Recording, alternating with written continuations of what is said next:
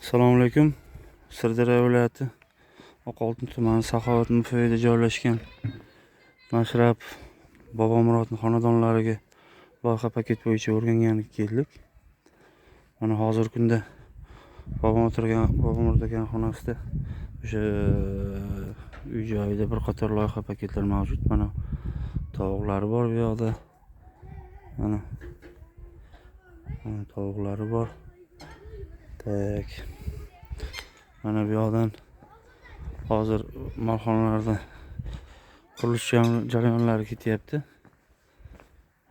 Shu bo'yicha mana xashixonalar bu yoqda. Mollari hozir dalada ekan. Ular hammasini molxonalarini dalaga qo'shishadi.